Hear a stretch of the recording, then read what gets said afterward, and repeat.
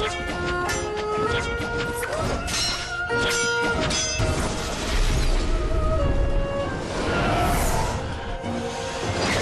Sinemania di mana saja berada, kembali bersama Basi Bahas Sinema. Di sini kita akan membahas alur cerita film dan drama dari berbagai genre untuk menambah wawasan persinemaan kita semua. Silakan klik tombol subscribe dan jangan lupa nyalakan notif agar tidak ketinggalan bahasan-bahasan sinema kita selanjutnya. Kali ini Basi akan membahas bagian terakhir dari rangkuman drama silat Mandarin Handsome Sibling yang sudah kita bahas sebelumnya.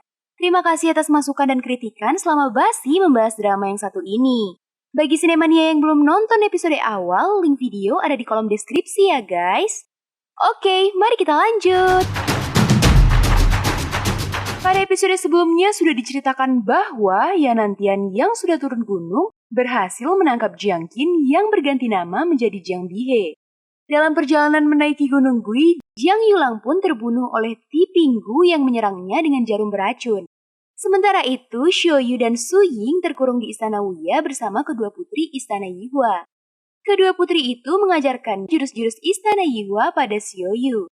Tiba-tiba kursi batu giok itu bergeser. Wei Wuya muncul dari bawah lantai dengan kursi rodanya. Wuya mengatakan bahwa ia menyisakan ventilasi udara agar mereka tidak mati karena kehabisan oksigen. Wei Wuya tidak mau Yayu mati terlalu cepat dan mudah. Tiba-tiba Xiaoyu menyerang Wei Wuya dengan cepat.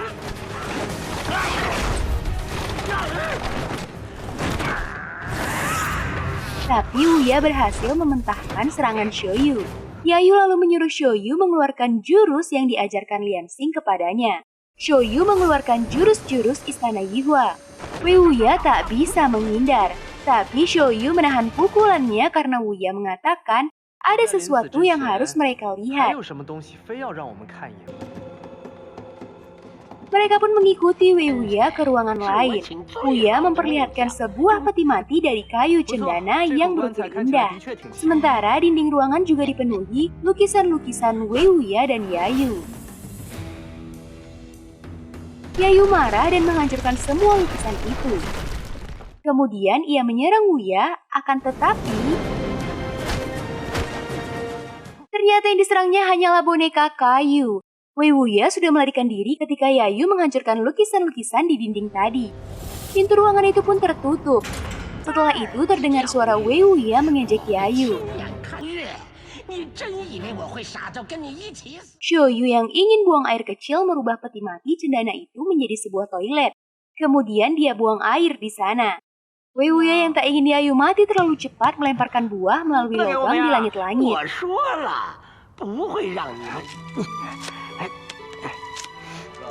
Xiaoyu membujuk Lian Xing dan Yayu untuk mau memakan buah itu karena mereka harus bertahan hidup. Tak lama Wei Wuya menurunkan 4 kendi arak untuk mereka. Tiba-tiba Xiaoyu mendapat ide. Ia mematikan semua lilin sehingga Wei Wuya tak bisa melihat ke ruangan itu. Wei Wuya yang penasaran turun ke ruangan bawah tanah untuk memeriksa. Ia menyalakan kembali lilin-lilin di ruangan itu sehingga keadaan kembali terang benderang. Wei Wuya melihat Xiaoyu tergeletak di lantai. Ternyata itu hanya jebakan yang dibuat Xiaoyu. Wei Wuya terkepung, tapi tiba-tiba ia terdiam dan mulutnya mengeluarkan darah. Ia memilih bunuh diri daripada menunjukkan jalan keluar kepada Yayu. Wei Wuya pun mati dengan menelan racun yang terselip di bawah giginya.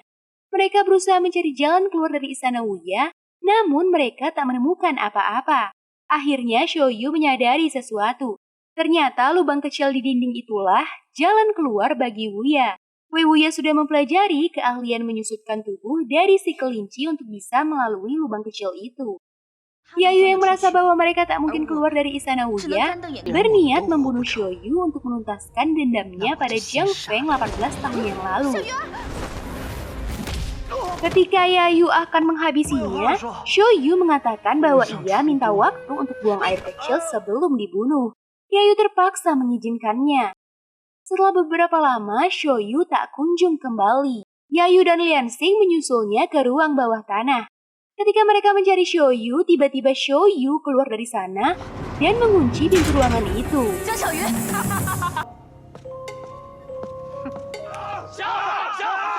Di tempat lain, si iblis judi bersama dengan Heizizu sedang bermain judi. Peri kecil dan Gurenyu muncul di sana. Peri kecil menantang iblis judi untuk bertaruh. Setelah beberapa putaran, peri kecil sudah menghabiskan semua uang yang ia bawa. Peri kecil mengajak iblis judi untuk mempertaruhkan orang. Peri kecil mempertaruhkan adiknya yang berada di luar rumah judi. Iblis judi pun menyuruh peri kecil memilih dirinya atau Heizizu. Ternyata kali ini peri kecil yang menang. Ia menyuruh Heizizu ikut dengannya. Heizizu pun mengikuti peri kecil. Alangkah terkejutnya Zizu karena ternyata Murongju menunggunya di luar. Murongju meminta Heizizu ikut dengannya. Seandainya Zizu menolak, maka dialah yang akan mengikuti Heizizu. Ternyata ingatan Murongju sudah pulih seutuhnya. Dia bisa mengingat semua yang sudah dilakukan Heizizu untuknya. Murongju pun mengakui bahwa di hati kecilnya, dia sudah jatuh cinta dengan Heizizu. Iblis judi pun menyusul keluar dan tertawa. Dia ikut senang dengan kebahagiaan Heizizu. Dia menawarkan akan menikahkan mereka berdua tanpa perlu membebani keluarga Murong. Tentu saja Heizizu dan Murongju setuju. Setelah beberapa lama, Shoyu mengurung kedua putri istana Yihua. Dia tak enak hati dan ingin melihat kondisi mereka. Ketika Shoyu membuka pintu, ternyata Yayu sedang duduk dan menghimpun tenaga dalamnya. Putri Liansing menerangkan bahwa Yayu berhasil menembus tingkat ke-9 dari ilmu telapak cahaya Gyokumala. Semua itu terjadi karena Shoyu mengurungnya di ruangan itu. Yayu yang merasa tidak ada jalan untuk keluar dari sana berfokus pada latihannya tanpa pikiran lain. Dan karena itulah dia bisa menembus tingkat ke-9 telapak cahaya Gyokumala. Sekarang kemampuan Yayu sudah setara dengan jurus Jai Senkong yang dikuasai Yanantian. Hari pernikahan Murongju pun tiba. Kedua mempelai tampak cantik dan gagah. Gurenyu memanfaatkan kesempatan itu untuk mengutarakan cintanya pada peri kecil Zanjing. Rupanya peri kecil diam-diam juga mencintai Gurenyu. Ketika pesta pernikahan sedang berlangsung, Wauke dan Tixinlan muncul di sana. Mereka meminta bantuan untuk membebaskan Shoyu dari istana Wuya. Peri kecil yang masih dendam pada Shoyu tak mau menolongnya. Ketika Wuke berusaha meyakinkan mereka, tiba-tiba para penjahat besar muncul di sana. Para penjahat besar memojokkan Wuke. Mereka mengatakan bahwa Wuke mencari Shoyu dengan tujuan untuk membunuhnya. Sebenarnya para penjahat besar tidak mau ada keramaian di istana Wuya, karena mereka berniat mencari harta peninggalan Jiang Feng di sana.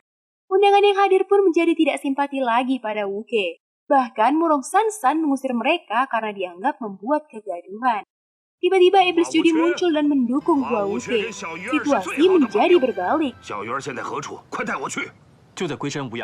Hua Wuke berhasil mengumpulkan orang untuk membuka istana Wuya.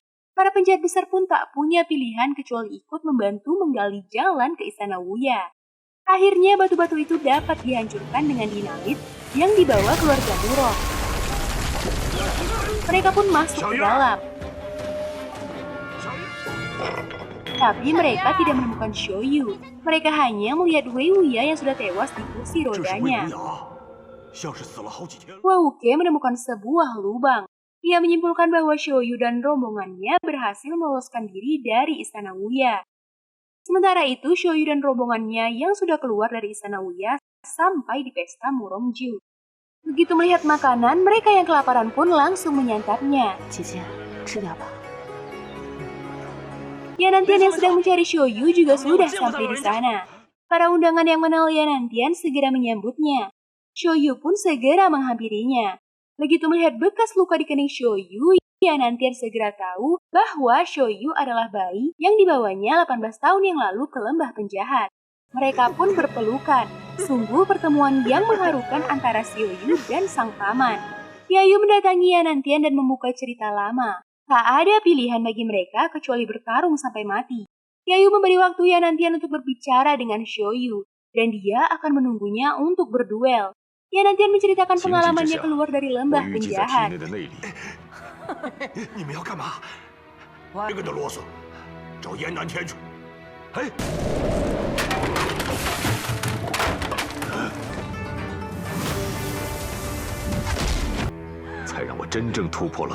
嫁衣神功的最高境。嫁衣神功吗？正是，你在武功尽失之后方能练成。你虚弱，便将成奸，自己也被别人杀了。Dia juga mengatakan bahwa Zhang Yulang sudah terbunuh oleh Tipinggu. Setelah puas berbicara dengan Shoyu, Yanantian pergi menemui Yayu. Namun Shoyu tak yakin bahwa Yanantian akan bisa mengalahkan Yayu. Kedua jago papan atas itu pun berhadapan. Ketika mereka sudah siap untuk bertarung, Shoyu mengatakan bahwa setelah ini Yayu tak akan bisa melihat pertarungannya dengan Hua Wuke. Shoyu berhasil menggagalkan duel itu. Yayu yang tersadar dengan rencana awalnya menunda pertarungan mereka setelah duel Shoyu dan Wuke besok pagi. Yanantian menyetujuinya dan meninggalkan Yayu. Setelah itu, Yanantian membawa Shoyu untuk menemui Jiang Bihe yang sudah ia lumpuhkan. Di perjalanan, Shoyu meminta Yanantian agar mau mengampuni para penjahat besar yang sudah merawatnya. Yanantian tidak setuju, tapi Shoyu terus memohon. Ternyata tak jauh dari sana, Lidazu yang terluka mendengarkan percakapan mereka sambil menangis. Dia pun memanggil Shoyu. Shoyu segera menghampiri Lidazu yang terluka. Lidazu mengatakan bahwa semua penjahat besar sudah mati. Hanya dialah yang tersisa. Ternyata mereka jatuh ke jebakan Nyonya Bai. Nyonya Bai mengatakan bisa mengantarkan mereka pada harta karun yang mereka cari. Tapi tanpa mereka sadari, Nyonya Bai menanamkan bibit kecurigaan di antara mereka sampai akhirnya saling bunuh satu sama lain. Lidazu menemui Yanantian. Dia memohon agar Yanantian mengizinkannya untuk hidup satu hari lagi. Setelah Yanantian menyetujuinya, Lidazui meminta Shoyu untuk mengantarnya menemui seseorang. Ternyata Lidazui pergi menemui putrinya yang tak lain adalah Tipinggu. Lidazui pun menceritakan bagaimana dia sampai dikenal sebagai si kanibal. 我老婆竟和别人替她隐瞒，希望她回头合谋。 要毒杀我，我老婆竟然自杀殉葬。 Sungguh tak terduga, ternyata Lidazui hanya berpura-pura menjadi kanibal biar para penjahat besar yang lain segan padanya. Setelah mengatakan yang sebenarnya, Lidazui pun tewas karena lukanya yang teramat parah. Setelah itu, Shoyu pergi menemui Yanantian di makam kedua orang tuanya. Yanantian membawa Jiang Bihe yang sudah dilumpuhkan. Di depan altar penyembahan Jiang Feng, Yanantian mengingatkan Jiang Bihe tentang masa lalunya yang diselamatkan oleh Jiang Feng. Tapi pada akhirnya dia malah menjebak Jiang Feng sampai tewas di tangan Yayu. Jiang Bihe pun akhirnya menceritakan mengapa ia bisa mengkhianati Jiang Feng. 一定要国富秦家，一定要重振祖业。富家业就要有数不尽的财宝，以神功秘籍。 交在了江峰手里。这二弟被杀之后，悄悄偷走了他随身携带的嫁衣神功秘籍。Yanantian mengatakan, mengapa Jiang Bihe walaupun sudah berlatih Jai Senkin selama 18 tahun, tetap tidak bisa menandinginya. Jai Senkin adalah ilmu yang dilatih dengan pengorbanan dan ketulusan.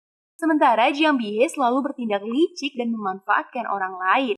Yanantian lalu menyuruh Shoyu membunuh Jiang Bihe untuk membalaskan dendam kedua orang tuanya. Tapi ternyata Shoyu tidak melakukannya. Dia mengampuni nyawa Jiang Bihe. Akhirnya Yanantian memutuskan untuk memusnahkan kungfu Jiang Bihe dan membiarkannya tetap hidup. Setelah itu Shoyu menemui Su Ying. Tak lama kemudian iblis judi muncul dengan keluarga Murong. Mereka menyatakan dukungannya pada Shoyu untuk pertarungannya dengan Wuke besok pagi. Shoyu mengatakan bahwa dia tak ingin mereka datang melihat duelnya dengan Hua Wuke. Iblis judi kesal sekali dengan keputusan Shoyu, tapi dia tidak bisa memaksa. Malam harinya Tixinlan mendatangi Wuke. 一直能将你当作兄长，你对我的感情也绝非 Tixinlan 兄妹之 mengakui 情。 bahwa ia mencintai Wuke. Wuke kaget bercampur senang, karena dia juga mencintai Tixinlan. Tapi Xinlan tetap memohon agar Wuke tidak membunuh Shoyu. Akhirnya pagi yang ditentukan pun datang. Yanantian menemui Shoyu dan mengajaknya menuju ke tempat duel. Tapi Shoyu ingin menemui Wan Chunliu terlebih dahulu. Ternyata Wan Chunliu juga ada di sana. Dia sebenarnya selalu ikut kemana saja Yanantian pergi. Tapi dia tidak pernah memunculkan diri. Shoyu senang sekali bertemu dengan Wan Chunliu. Dia menyuruh Su Ying menyiapkan makanan. 其实我今天是想请您帮个忙的。他若真的动起手来，恐怕Tanpa disangka ternyata Suying mendatangi Hua Wuke. Wuke menebak maksud kedatangan Suying adalah untuk melarangnya membunuh Shoyu. Namun Suying mengatakan bahwa dia datang bukan untuk memohon, melainkan untuk membunuh Wuke. Suying menuangkan arak ke dalam 2 buah cangkir. Dia mengatakan bahwa dia sudah meracuni salah satu cangkir. Dia menyuruh Wuke memilih 1 cangkir dan Suying akan meminum sisanya. Siapa yang akan mati di antara mereka ditentukan oleh pilihan Hua Wuke. Suying terus memprovokasi Wuke untuk mau memenuhi tantangannya. Akhirnya Wuke mengambil salah 1 cangkir, tapi ketika Wuke hendak meminumnya, Zhang Shoyu muncul di sana. Shoyu malah marah pada Suying yang berusaha menjebak Wuke dengan arak beracun. Shoyu menebak bahwa kedua cangkir itu beracun. Suying yang kesal karena Shoyu membongkar triknya pun meminum 1 cangkir yang tersisa. Wuke pun panik, tapi Shoyu mengatakan bahwa Suying sudah punya penawarnya. Mereka bertengkar, Suying berlari sambil menangis.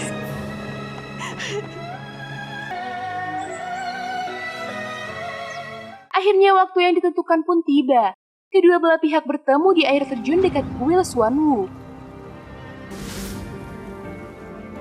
Hua Wuke dan Zhang Shoyu muncul berdua ke tempat itu. Yanantian memberi wejangan kepada Shoyu. Tiba-tiba Shoyu menanyakan pada Yanantian jika ia bertarung dengan Yayu, siapakah yang akan keluar sebagai pemenang. Yanantian tak bisa menjawab. Kemudian Shoyu mengeluarkan cangkir arak yang tadi diminum Suying. Ia meminta Wan Chunliu memeriksa cangkir itu. Namun Shoyu meminta Wan Chunliu menjawab setelah duel selesai. Xinlan pun muncul di sana. Ia hanya melihat dari kejauhan. Yanantian menyerahkan pedangnya pada Shoyu. Kedua jagoan ini berhadapan.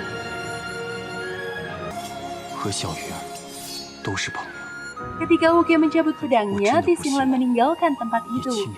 Akhirnya duel pun dimulai. Shoyu menyerang Wuke, tapi dengan ginkangnya Wuke bisa menghindar dengan mudah. Jurus demi jurus berlalu. Tak disangka ternyata Shoyu bisa mengimbangi Wuke. Di tempat lain, Suying melihat Xinlan sedang menangis. Ternyata Xinlan menangis karena Hua Wuke berencana untuk membiarkan Shoyu membunuhnya. Ia tak bisa menentang kehendak bibinya, tapi dia juga tidak mau menolak permintaan Xinlan untuk tidak membunuh Zhang Shoyu.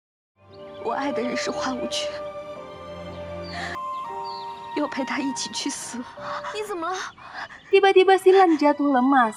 Ternyata dia sudah meminum racun yang mematikan. Dia berencana untuk mati bersama Hua Wuke.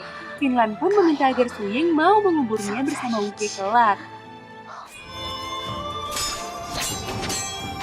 Pertarungan Wuke dan Shoyu masih berjalan seimbang.